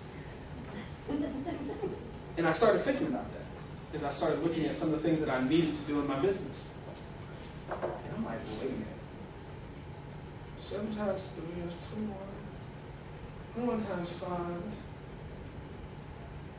5. That number times 4. Wow. $500 that I could be putting into my business. Not to mention the time. Well, no, I was customer. They knew me walking in. Great bait and pineapples. There you go, Roy. I didn't have to wait. But I realized that I have to start funneling those monies into my business. So I had to back off from the smoothies. Because now I can do things again. I can buy keychains for my customers. I can send gift cards out to the last 3 people that referred me to web clients. What are you willing to give up to be an entrepreneur as opposed to being a business owner? So that's really the difference. Well, I want to just amplify this a little bit because I view marketing as the way in which you reach, present, access your customer and or client. And it's the overall way in which you do that. And advertising to me is a component of that. So whether you break that down into print, broadcast, direct mail, direct sales, cold calling, whatever it is of the public relations plan. Excuse me a second, Johnson. Do you have a business card? No, I don't. And I know that that's a no-no. Well, no. What I'm going to tell you though is make sure if you can get the pen before you leave to write your name on something or one of your friends has a business card. Because remember we're going to do a drawing. So you got prize. Well, kind of cool. Go ahead, Jonathan. Okay. Okay, Jonathan. I'm sorry. Go ahead. Right. And under that umbrella will come things like direct marketing, direct mail, giveaways, product sampling. All of those ingredients are, to me, ingredients of the marketing plan. And advertising, promotion, public relations, direct sales, sampling, all of those things are components of that plan. And I'm glad you said that, because that's why I broke those out in that way. One of the things that would aggravate me to no end when I was in in traditional radio and business, people always say that sales and marketing are the same thing. Most radio stations make their salespeople, they try to turn them into marketing people. This is why I somewhat disagree with that. You're right, advertising encompasses all of those things. But from an entrepreneur standpoint, we are not all the time going to handle those things. So here's what we have to make sure of. Right, heard of Machiavelli and the Prince? As part of that book, where he was telling Alexander, you need to realize something. If you are the smartest person at what you do in your circle, you're not going to go very far. William Jefferson Clinton was probably the best example of putting people around him who were better than him at their core business or their core talent. As an entrepreneur, you have to understand how that marketing works. The marketing of that could just be even a part of the presenting you. Because had I come up here in a pair of shorts, Nikes, and a hat to the back, you guys are like, what is he going to tell me about business that I want to hear from him? The marketing of a business to me is that you have to be able to get people, again, just like the presenting you part of it, to want to know more. Marketing doesn't always cost you. To me, advertising always will cost you because that's what it is. It's the mailing out. It's the doing this. It's the sending things out. You know, it's the product placement. And, you know, somebody's got to have it. You're having a bridal shower at your hotel, and Sharon's going to come up to you and say, "Hey, you know what? Why don't I come in and free makeup for the girls who are coming to your bridal shower?" Hadn't thought about that, have you? See, I'm already Do it all the time. And then Kim's going to call her and say, "Hey, you know what? When these ladies come in, they're getting married. Usually, a woman that's getting married has friends who either have been married in the past 2 years or are getting married in the next 2 years. Let me come in and talk to them about financial planning and show them how they can set up so they can go to their future husbands and be like, hey, listen, we can retire at 50. You know, sit down and travel more like I want to." That's marketing. Me, I'm going to be like, okay, you know what? I really don't have time to come to the show, but what I'm going to do is I'm going to give you $300 to set my banner up, and I'm going to put the picture of this gentleman that I have who's won one of my television shows, who's 6'2", 220, and he plays a professional athlete, and I want them to watch my network. Well, I'm going to pay you for that.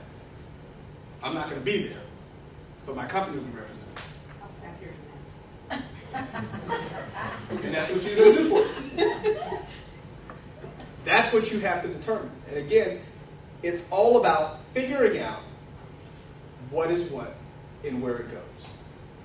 The key to being able to do that, though, is having a plan. If you cannot write down and articulate what you want to do to where that it can be communicated to me, and what do we mean when we say it's communicated? That I understand it. If you can't write it down, then you can't do it. Or you can do it, you just won't do it very effectively. So that is why when I do this seminar for people looking to start businesses, the evaluate is actually the first meeting. We tell them to start it off, but you all are already entrepreneurs, you're already doing your thing. So now you need to evaluate and make sure you have this in place. Because you've got to be able to get people to understand what it is that you do. If they don't know what you do, or if they can't read it and understand what you do, 9 times out of 10 it's not going to work.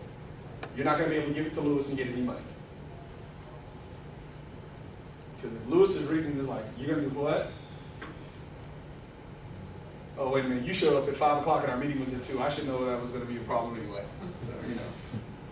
But that's what you've got to do. That's what this does for you. The evaluating is making sure that you have the things in place that are going to move you forward. Things that are going to help you to grow the business that you're saying you want to be in. You've got to be able to understand it. Even if you're a contractor or you work for someone else, you still have goals with why you're doing what you're doing. What are you expecting to get out of this? You know, hey, you know what? Maybe I'll work for them for 5 years, learn all the stuff that I can. And then I start realizing, you know what? I'm getting paid a whole little bit of money. And they're making a whole lot of money about things that really don't seem to be all that difficult to do, or I'm doing all the legwork. And I know a lot of people that did that. W.B. Du Bois actually had another quote, and it says, "A slave is anyone who does not reap the benefits of their work." And as he put it, he says, or Mr. Michael Roberts actually said it, don't want to make all of you guys mad if you've got your nice corporate job and working for somebody, but are you reaping the benefits? Now, that doesn't mean if you work for someone that you're not reaping the benefits. Because if you have already set your goals, if you already know that all you really wanted was the big house, you can work for somebody and get a big house. You wanted a big car, you can work for somebody else and get a big car. If you're happy, then that's great. But if you consider yourself an entrepreneur, I'm sure there's a little bit more than just a big house the big car that you're with. So the next thing we're going to talk about is how do we execute these ideas. We live in a great time. I was just having a conversation with someone a couple of weeks ago, and it's like, wow, do you realize I remember having a little black book? I don't know anybody's phone number anymore. I know my mom's, I know my best friend. They've had their numbers for over 5 years. Everything else, I'm done. If I lose my phone, I just don't know what I'm going to do. But the question is, do you need technology? Okay, here's your answer. Yes, you do. Everybody does. But you have got to know how to use it effectively and efficiently. So we're going to talk about the pros and cons of our little friend email. Mr. Blount was here yesterday. We had a gentleman we had OUC here yesterday for the African American Chamber, how to do business with OUC. And one of the gentlemen, I could tell that he had this problem. Who do we call when we've sent emails, left messages, and we can't get anybody to call us back? He was upset. And the gentleman from OUC was like, well, we got people here now, but you've got to do this, you've got to follow up. And I said, okay, well, you know what, you should come tomorrow. We're going to be talking about that. But I gave him a little bit. What we have to realize about technology is that technology is flawed. There's a purpose for technology. What's the purpose for technology? I don't mean just computers and things of that nature, just any technology. What should technology do? Make life easier. Communication. It makes a job or a task easier or more efficient to do. That's all technology is. I'm sure that when they came up with that little wheel, it made things a whole lot easier. When they figured out lightning struck that tree and now it's burning, that bird tasted pretty good that fell out of that tree. That's technology. That's all technology is supposed to do. Technology is not supposed to take the place of the things that entrepreneurs need to do. It doesn't take the place of you engaging someone. It helps you engage them. The point that I made to him yesterday is that you have to realize, you may have met, Kim and Harriet met today. And Kim is just like, wow, you know what? She's in construction. I got people who want to build houses. I want to connect back with her. But Kim's young and vibrant. She's hip. She got a BlackBerry. See that? Uh-huh. She's always on that BlackBerry. And I'm around. There you go. She's flipping through it. She's acting it up and doing all this stuff. She's like, you know what? I'm waiting in line at Starbucks to get my latte, and I'm going to go ahead and send Harriet an email. Boom. Send Harriet an email. That's Monday. Tuesday, haven't heard back from Harriet. Hey, I'm going to send Harriet another email. Now I'm at the shoe store waiting in line to buy these new nice set of pumps. Send Harriet another email. Now it's Friday. I have sent Harriet 4 emails, and now I'm mad at Harriet because Harriet hasn't gotten back in touch with me. How many of us have had that happen to us? When we've sent someone emails and they haven't gotten back in touch with you. And you took that really personally. Anybody? Let me tell you a little secret. If you're not in most person's contact list, your email normally will go to spam first until they open one up. They may have never seen that email. So now, what you've done is you using technology as a crutch to replace your engagement with Harriet. Harriet gave you a business card. But she didn't want you to have a phone number. She would have told you, here's my email. I was going to let her stuff go straight to spam. But she gave you a card. She wrote down her information on that card. She would pay for it. So what should have happened is after the 3rd email that you sent, that you didn't get an answer to, pick up the telephone and give Harry a call. Or, if Harry is a really, really big potential customer or client, somebody that I think I really can have a long-term business relationship with, I'm going to do something so foreign to most people in their days that it's just like the greatest thing over. Just going to drive over there? No. I'm going to handwrite her a letter and put a stamp on it. They still use those buildings, you know, the post offices. They're actually still around. They're still there. If she didn't get the email because it went to spam, she's going to get what comes in the mailbox. And she's going to be like, whoa, Kimberly actually took the time to write a letter. Harriet's going to pick up the phone and call Kim and say, Kim, let's go to lunch. When Sharon didn't hear from Joanne, that's what Sharon's going to do. Joanne's going to be like, hey, Sharon, why don't you come out to the hotel? We'll sit down and do some lunch, and I'll show you what we do here. Let's see how we can work together. Harriet's going to remember Fabian. Fabian's going to be like, wow, she wrote me a note. Hey, Harriet, why don't you come on down to our office? Let me show you what it is that we do. You know, we deal with this residential electrical. I'm sure we can help you with some stuff. Don't let technology take you away from engaging people the way that you should. Engagement is the key point in the 3 E's. Because if I make you comfortable around me, it's going to make all of our interaction a whole lot better. You're going to be able to then move forward and give me the type of attention that I want and I deserve, and you won't be that guy. Gotta go. I'm going to put you on hold now. That's what you don't want. But that's what happens to people when all we do is let technology take the place of the things that we need to do. Now, what do I need? What don't I need? Okay. The worst place to go and the worst thing to do is to go to Best Buy and say, I need a computer. They're salespeople. So their job is going to be to sell you the Rolls Royce of computers, when all you need is the Jedi.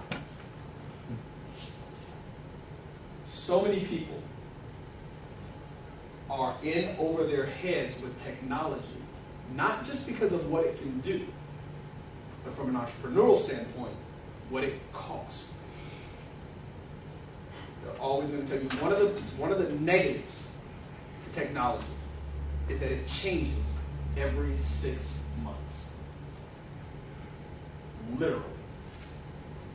Every 6 months, the old stuff is obsolete, and they're out with the new stuff. Here's the reality.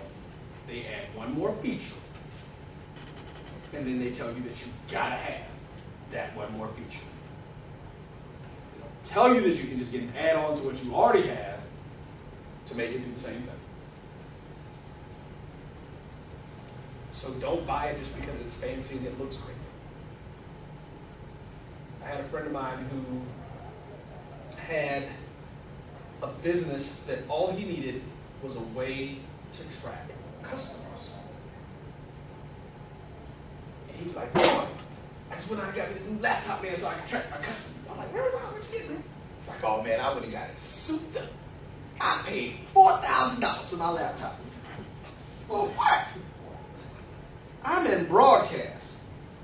I don't need a laptop that costs $4,000. He's like, yeah, it does this, it does this, it does this. I can make movies. I can do. I said, dude, you scheduled appointments. Why do you need a computer that makes movies? Well, you know, the guy told me that this extra movie package came with it when you bought this one thing, and it was only an extra $300. And again, my question is, why do you need to make movies? Because the other thing the guy didn't tell him is he bought a PC-based machine, and PCs come with a software called Movie Maker for free that makes movies. So what do you need? This is just like one of the statements that I make, technology. I tend to say that there are two people in your life that you must trust inexplicably with no questions. Your mechanic and your accountant. Everybody else can be a variable. You got to trust those two people. Well, your advisor on technology is somebody else that you really should trust. Find you someone who doesn't need your business, who knows what they're talking about, and talk to them about what you need. And tell them, this is what I do. So, let's go to technology in your industry. This is going to be another one of the areas. We're almost finished. So we're going to go through some of this stuff, and we're going to talk about individually. What do you need technology for? What do you use technology for in your business? Let's start with Sharon. Let's start with you. Well, actually, what I was thinking, and I just want to share this with the group before we get too far away from the Best Buy thing. I did what you said. I have a young man who's like a son to me, so, and he is in the business and been in it for years, and so I had him call around to find out the best place to go for my specifications for what I want to do at home and whatever else for a computer. So he took his time out of his busy schedule, as a courtesy to me, and he called around all the different vendors and providers that are out there. And he came back to me. He said, "Okay, I talked to Best Buy. They got the computer. He gave me the specs on the computer. He said this is what they're going to charge. I think it was like $500 or something like that. And they're going to throw in a printer. And they're going to take $100 off the printer. I think this is the way to go." And I lived in Millennium Mall, so I said, "Okay, And he said, "And yeah, they have it at Millennium Store, so you just go there and get it." I go there to get it. I don't know if it was because I walked through the door and they had a crowd or whatever. I asked for the person that he talked to on the phone. The guy said, he came to the desk and said, "Ma'am, may I help you?" I said, "Yes, you can. My son called, blah, blah, blah. This is what I came to get." And then, I don't know if he just saw me or whatever. He said, "Well, yeah, okay, we've got the computer in the back here." And they had switched to another model, not the exact model. And then he said, "Okay, we've got a printer, but we can't give you the $100 discount." I said, "Wait a minute. I had him call around. He got this, blah, blah, blah." And then I said to him, "You know what? I don't need this." I left there, went to Sam's Club. They had the computer. I think it was $528. And then the guy was so nice to me, and he said, and I was telling him I needed a printer to go with my computer, and he was so nice to me. He said, "I got this for my mom. She likes this model right here, office jet printer and everything. $700 cash deal." I paid cash for that cash. That Best Buy could have had they not lied to me, had they not wasted my time and my energy. And by the way, the Sam's Club was out on South Orange Blossom Trail past you, versus right around the corner from where I live in Millennium Mall, which is what my son had arranged. So that's just FYI. Did we talk about that somewhere? I sure did. I told you about the 10th person I've told that. Right, but no, I'm saying, did we mention that? Yes, you did. Back when you said Best Buy, it triggered. I was like, yeah, just take what you need and mean what you say. And guess what? I don't shop at Best Buy. That happens with a lot of major I go to chains. Sam's Club now. I mean, First place I go. we all have been around. We know those types of things happen. They happen with major chains. Yeah. The bait and switch. That's why there's a name for it. But unfortunately, yes. Yeah, I have ADHD, so we were asking the question about who remembers Nothing. Yeah. in your industry. How do you use technology? I We use were it. starting with Sharon. Okay. We use it to communicate. We use it to advertise. We use it actually. The company that I manage, I'm a manager with. We use it to actually deliver our services to the public. We do certification for anybody. And there's all kinds of professional levels. It doesn't matter that. I actually was going to ask you, because I'm thinking of makeup. That's the one I've got. Oh, and the makeup one, I use it to communicate with my team that I'm building here in Orlando. I use it to advertise with my customers who I have already, who are actually users of the product. Let them know what's out there. I use my website to Let's steer stop. people to. I want to talk about that. So we use it to interact with your customers. What kind of stuff do you get from your customers? What do you do? I let them know when there's a sale, for instance, and the product you can get $3 off at Foundation or whatever. Here's the Christmas savings list. So your Christmas holiday, Yeah. May holiday. And I try to encourage them to use my website because it's more efficient for me that way. But they generally don't. They want something. I usually have to call them and say, "Hey, how you going? How's it going?" Give you guys stuff that everybody can use. focusing on your business side. When you get a client, take some information. Think about what your clients would think about if on their birthday you sent them an email. Greeting cards are free online. Flowers are free online. They're virtual flowers. But just think about that. And you take down that information and say, hey, well, when's your birthday? What's this? For your birthday, guess what? We're going to give you $20 off of this product. I just wanted to say happy birthday to you. Utilize technology to do the things that you would like. When people remember those things about you, and then, okay, let's get real. I don't remember them. But I have Outlook on my computer. I've got Google Calendars that I can put a reminder in the day and I put your information in. And it bangs up on my computer when I turn it on. Hey, it's Joanne's birthday today. Let's go ahead and do that. Simple stuff. Those are things that we all can do with our businesses. It just takes a little work. So when you get a new customer or potential client, and you meet someone, you can get that information from, hey, take time to fill this information in. One of the things, though, that you've got to remember, people like me, I have ADHD, don't like long forms. There's nothing worse than having to fill out long forms, especially online. So when I created the Jericho form, my forms has 7 questions. Takes you a minute and a half if you're breaking in between each question. Short and quick to the point. Again, make sure your technology that you are using makes their life easier. Don't use technology to become cumbersome. That is an unfortunate reality that happens with a lot of things. When you're dealing with major corporations, so when I talk about like OUC, they pulled up their thing yesterday, it's a real long form. But because of the type of agency that they are, they have to get that information. They have to get that kind of detail. So you, as an entrepreneur, know that if I want to do business with OUC, I've got to go through that process. I don't have to buy your stuff. I don't have to use your information. I don't have to use you as an electrical engineer or electrical. I don't have to use you as a contractor. I don't have to use your hotel. You want to make it easy for me to want to use you. What about you? We use technology to provide our lines of service. So folks can have not only face-to-face counseling, but we have chat, we have the internet forums. We're obviously doing it on the telephone. So we make it convenient for them. I use a program that's called eRelationship, and it's actually accessible to our financial services industry. But it pretty much says like what you said. If I put in your information as well as your birthday, it would send reminders out that if I wanted to send something on your birthday. And it provides me the opportunity to send out tax time. So I can send a checklist, just so people can get an email as a reminder to say, make sure you have these things in order during tax time.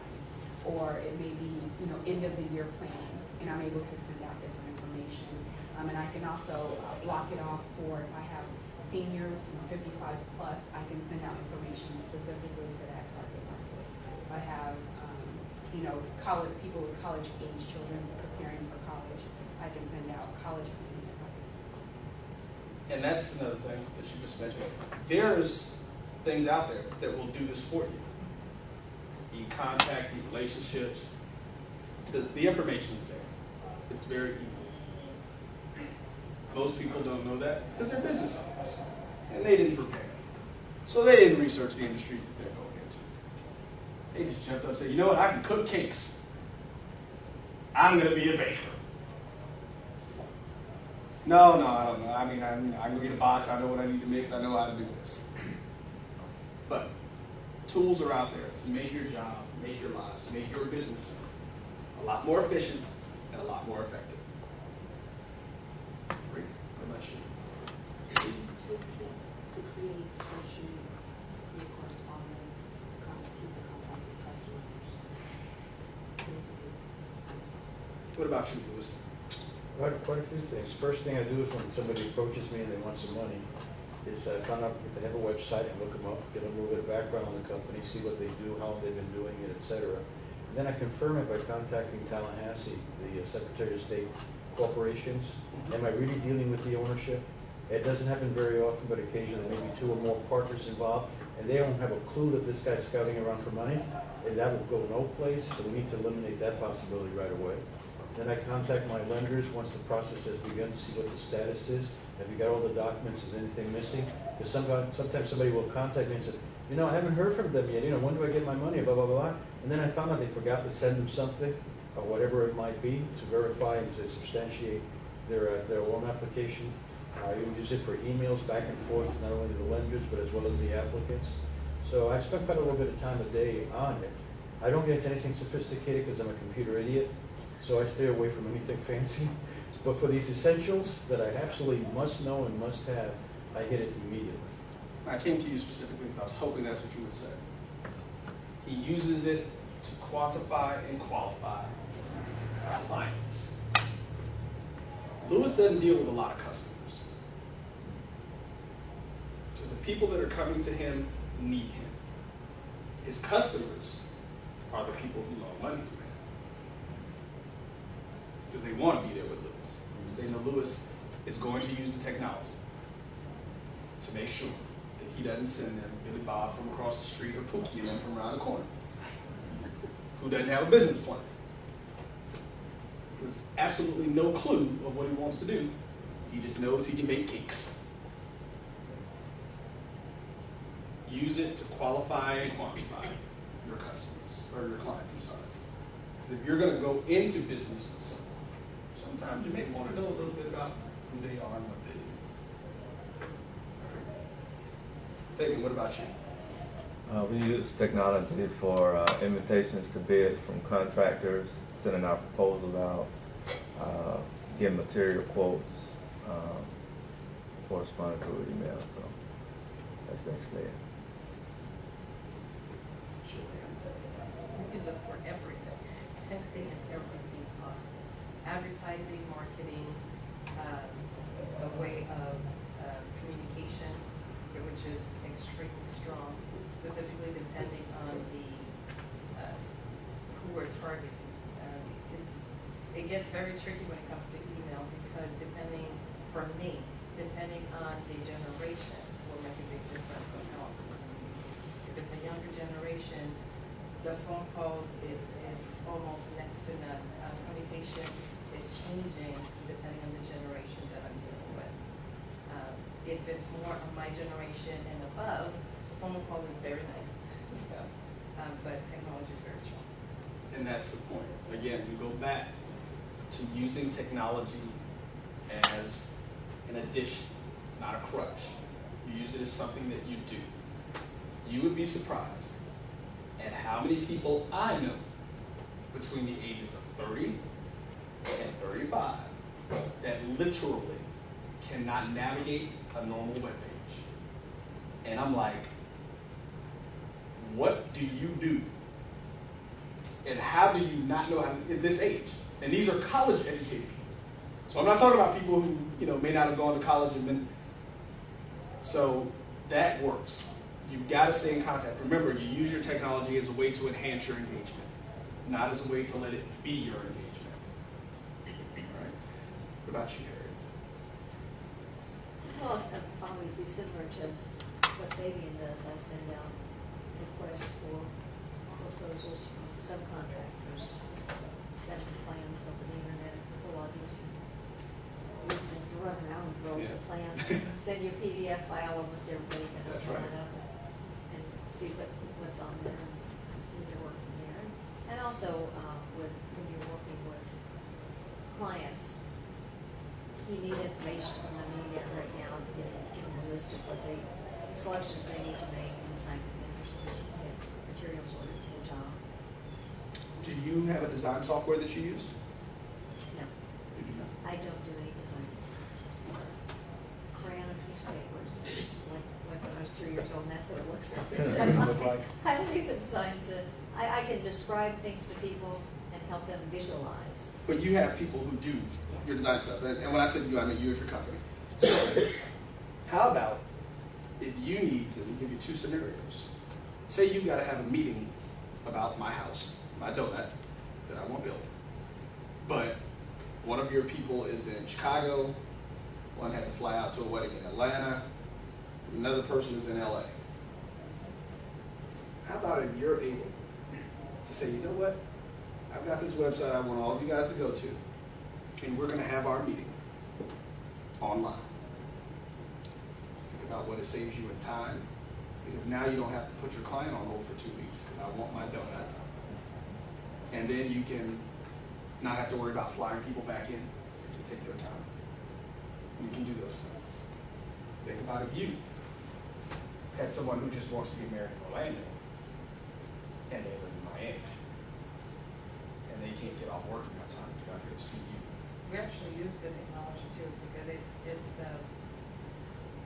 it's so, in the tourist, in the hospitality industry, it is extreme. Find ways to let technology make your job easier. Sit down and figure out. This goes back to your preparation. So we're going to go ahead and get ready to close out. We look at some things with preparation.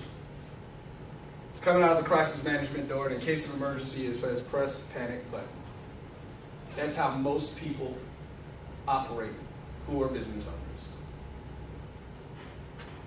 When a problem comes up, we have absolutely no clue of what to do. Why? We didn't have a plan in the first place. We just decided to, how many people saw The Dark Knight? We just decided to do stuff. That's all. They just decided they were just going to do it. No plan. You want success. You got to prepare for it. That means knowing the equipment that you need, knowing what you want to do. Stop. Listen to me. Size matters. You're not going to be able to jump the hurdle that you need to get over if your stick is only a quarter of the way up this hurdle. You're not going to be able to get through building my house if you don't have an architect, if you don't have a plumber. You're not going to get my event going if you don't have a chef, if you don't have a hostess, if you don't have a florist. You're not going to be able to do makeup for you if you don't have your foundation. Things that you do. You're not going to be able to help me, kid, if you don't know what I make every day. You've got to prepare for your success. And then there's the motivation. Preparation is the things that you do. The motivation are those external factors that cause us to do the things that we do. Most of my motivation comes from my kids. I want to put my kids in a different position than the one that I was in when I got to my adult life. I want to be able to leave something for them so that their decisions moving forward can be a lot easier than what mine were. I don't want them to have to sacrifice as much, teach them to work hard. But, why do I got to go first? There's no I in team. You're doing this for the team. The motivation are the external factors that are with you that make you decide to do the things that you do. When the team works, the dream works. We've all heard that one before. You can get there. Determination. Determination is that internal thing that keeps you going when all of the external motivating factors are gone. If you don't know what you want to do and why you want to do it, you're just going to be a business owner. You're not going to be an entrepreneur. Because the determination has to be that you want to do something else. Your determination can be money, can be whatever it is you want it to be. I want to make a difference. I've been told you can't change the world. I think I can. So I have a broadcast medium that reaches the world. Every week on the talk shows that we do, I've got people in Chile, Italy, Venezuela,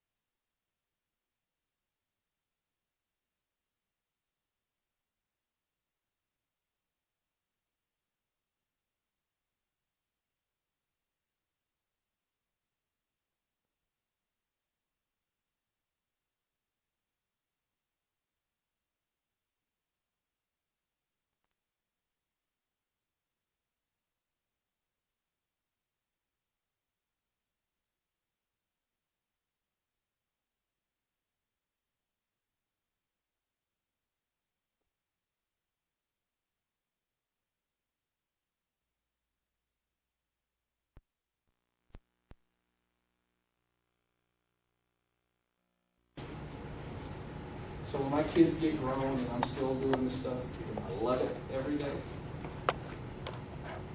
that's what determination is. Some people call determination faith. It's the thing that you believe in about what you're doing. Again, if you don't have a plan, you haven't written it down, you're not really trying to do anything. So we're going to go back, and we're going to start off with the things that were said here at the chamber. The endeavor to put you in a position to make a deal. By virtue of you being here, you put yourselves in a position to make a deal, to make something happen with one of the people sitting here with you. There's somebody that you can connect with in your business, that you use their services. I'm assuming you use people who do electrical things, correct? I'm assuming you work with contractors, right? Hospitality industry. I'm assuming you work with people who do things like these ladies do. I'm assuming that everybody wants money. We're all going to be talking to Lewis before we leave today. I'm sure that people want to reach a market of people that are affluent and have enough money to spend on products. I want to talk to John.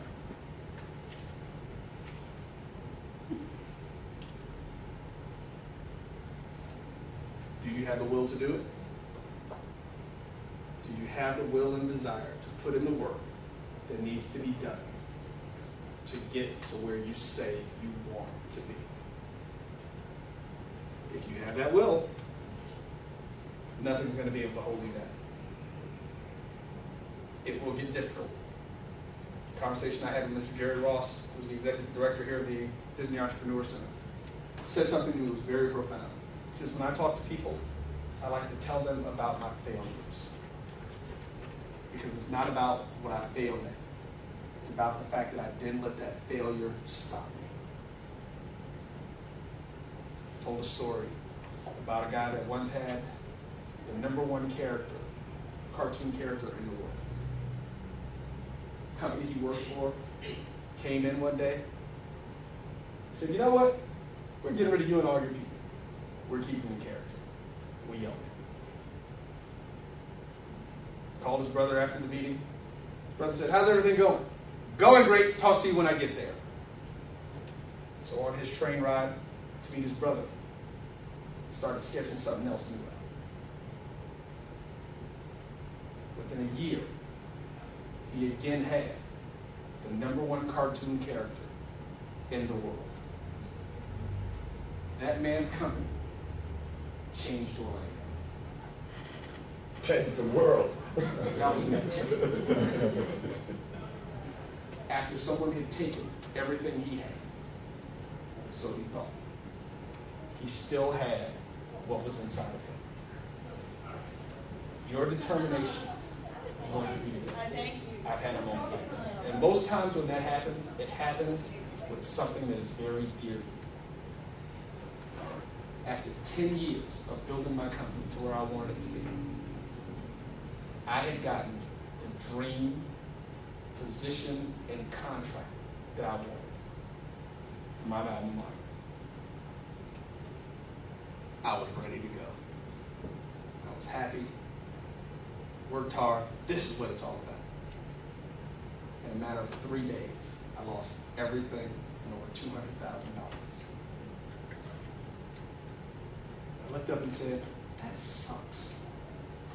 Let's get back to work. Donald Trump said, I did it once. I can do it again. No matter what they take from you, they can't take what's inside of you. They can't take your passion for what you do. They can't take the information and the knowledge that you have gained in your preparation to get to where you want to be. So remember, it'll happen. Everybody will eventually get an opportunity. Are you going to be ready when your opportunity comes?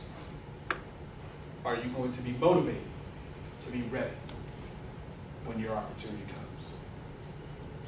When your opportunity doesn't come in the first 3 years, are you going to be determined to stick it out to get to your opportunity. I want to thank everybody for taking time and listening to me today.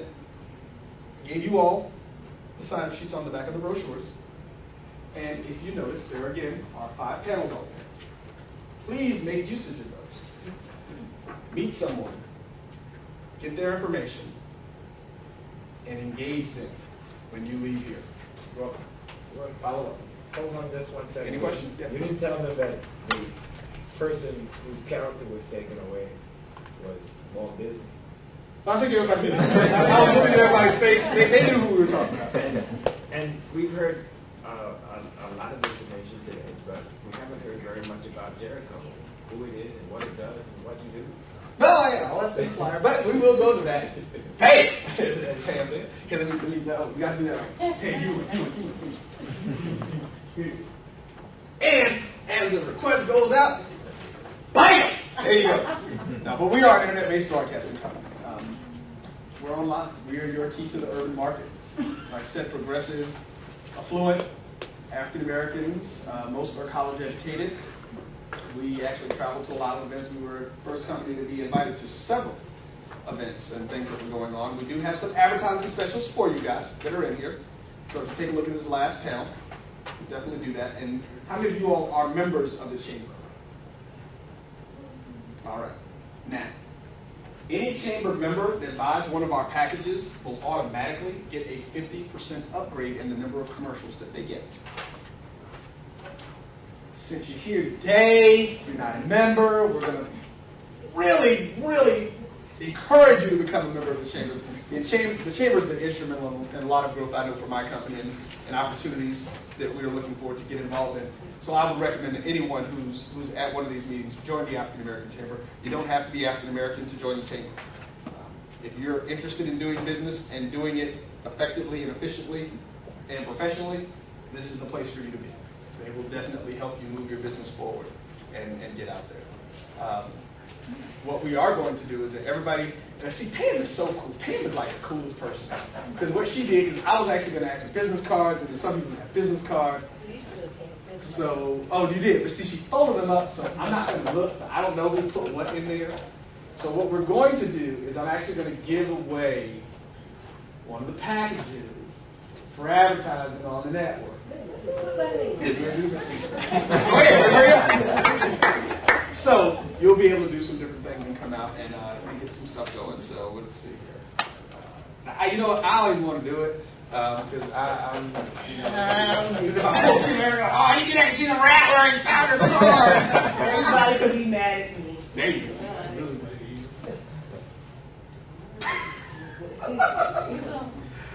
And our winner is Kimberly. And we were trying to avoid that. We'll get together and we'll talk. But no, and I've got some time if anybody would like to talk to me and find out more about what we do. Because as I did say, we can, you know, pretty much help anybody who's here. We can help you get to those folks who want to use your stuff. We are going to, I'm not sure if you're familiar, Sharon, with the CIAA basketball tournament. CIAA basketball tournament is the second largest basketball tournament in the country. The only one that's bigger than that every year is the ACC. They hold it in Charlotte, North Carolina, and it is with the Division II CIAA Athletic Conference, which is a historically black conference. 200,000 people over the course of the week come into that arena, which is the Charlotte Bobcat Arena. We are still the only internet broadcast that they allow to come in and do the entire tournament. They give us space at the main entrance, so we're there in front of all those people walking in and out. And there's a lot of systems in the shop. Is that right downtown in Charlotte?